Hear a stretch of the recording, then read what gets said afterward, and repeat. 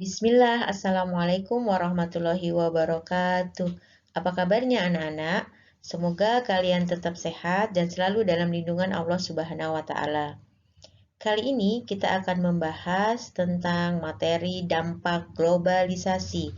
Materi ini adalah materi IPS kelas 9 semester 1 bab 2. Masih bersama saya, Herlina Sumanti. Tujuan pembelajaran kita yang pertama, menjelaskan dampak positif globalisasi. Yang kedua, menjelaskan dampak negatif globalisasi. Kita mulai dari dampak positif globalisasi yang pertama, yaitu berkembangnya ilmu pengetahuan dan teknologi. Perkembangan iptek membawa perubahan cepat pada teknologi. Minat masyarakat semakin tinggi terhadap ilmu pengetahuan.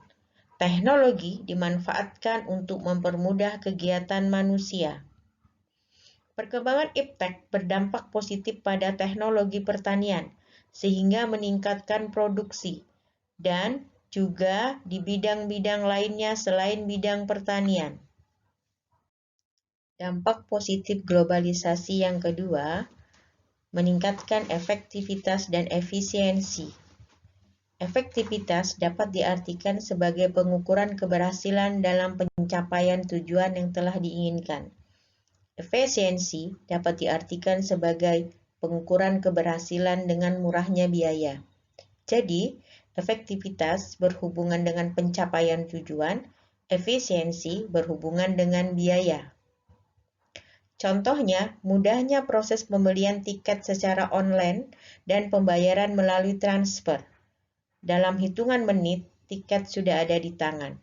Perhatikan gambar di samping.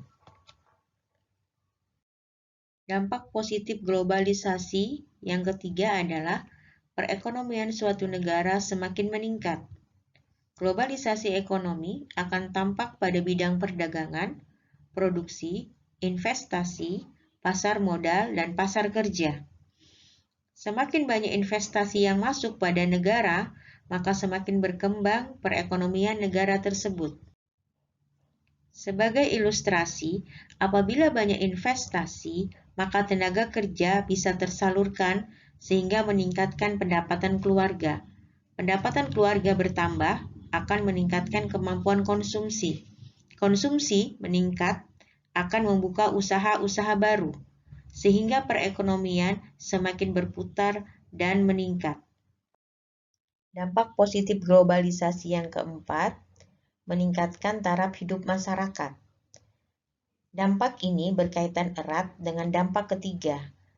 Dampak ketiga, meningkatkan perekonomian negara akan mengakibatkan taraf hidup masyarakat akan menjadi naik. Setelah taraf hidup masyarakat menjadi naik, negara akan lebih aman dan damai. Karena menurunnya tingkat kriminalitas, semua kebutuhan manusia sudah terpenuhi dengan layak.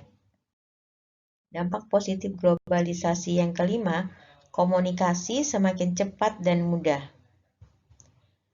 Saat ini, media komunikasi sangat beragam, dengan kemampuan lebih cepat dan murah.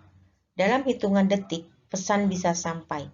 Kejadian di belahan bumi manapun bisa diketahui dengan cepat. Perhatikanlah gambar yang ada di samping. Begitu mudahnya orang-orang bertukar informasi, dan begitu mudahnya orang-orang melakukan komunikasi. Dampak positif globalisasi yang keenam, berkembangnya daerah wisata. Lewat media, daerah wisata bisa diekspos sehingga banyak orang yang ingin mengunjunginya. Kemudahan sarana transportasi juga menambah jumlah wisatawan. Dua keadaan ini pasti akan mengembangkan daerah tujuan wisata. Dampak positif globalisasi yang ketujuh, perkembangan alat komunikasi dan keterbukaan informasi.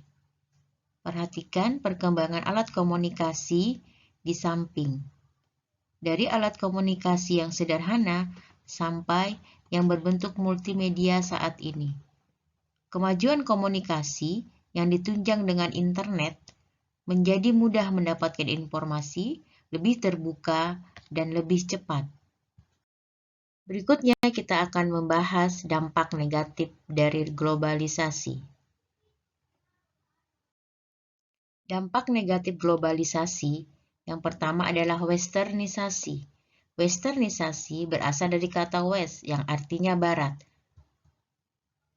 Westernisasi adalah suatu perbuatan seseorang yang mulai kehilangan nasionalisme dengan meniru atau melakukan aktivitas kebarat-baratan.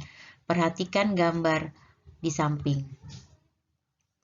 Anak-anak muda yang menggandrungi pakaian yang tidak sesuai dengan ciri khas masyarakat Indonesia. Kemudian, westernisasi juga terlihat pada gaya hidup mewah atau hedonisme, gaya rambut yang pirang, kebiasaan pergi ke klub malam, dan melakukan dugem. Faktor penyebab westernisasi ada beberapa. Yang pertama, kurang penguasaan ilmu pengetahuan dan teknologi. Yang kedua, konsumtif terhadap barang luar, senang membeli barang-barang branded dari luar negeri. Yang ketiga, maraknya pencampuran budaya. Budaya asli Indonesia dicampur dengan budaya barat yang belum tentu sesuai dengan kepribadian bangsa. Yang keempat, kurangnya kesadaran memilah budaya baik dan buruk. Tidak selamanya budaya barat itu buruk. Ketika budaya barat itu baik, maka bisa kita tiru. Yang buruk kita tinggalkan. Yang kelima, keinginan untuk bebas. Seperti bebasnya kehidupan masyarakat di barat sana. Yang keenam, yang terakhir, meniru busana, rambut, dan gaya hidup ke barat-baratan. Seperti yang saya sampaikan di awal, westernisasi tidak selamanya buruk. Westernisasi memiliki dampak positif dan dampak negatif. Kamu bisa perhatikan pada tabel yang ada di bawah ini. Dampak positif westernisasi menguasai iptek, terjadinya akulturasi, menggunakan bahasa lain atau bahasa asing, munculnya ide-ide baru yang membantu kemajuan iptek. Di samping itu, ada dampak negatif, yaitu lunturnya nasionalisme, lunturnya semangat cinta tanah air, gaya hidup konsumtif, mencari sesuatu yang instan, dan munculnya pornografi, pencurian, korupsi, dan pergaulan bebas. Dampak negatif globalisasi yang kedua adalah demoralisasi. Globalisasi menyebabkan paham-paham barat mudah masuk ke Indonesia. Hal ini menyebabkan nilai-nilai, norma-norma yang biasa berlaku di masyarakat semakin memudar.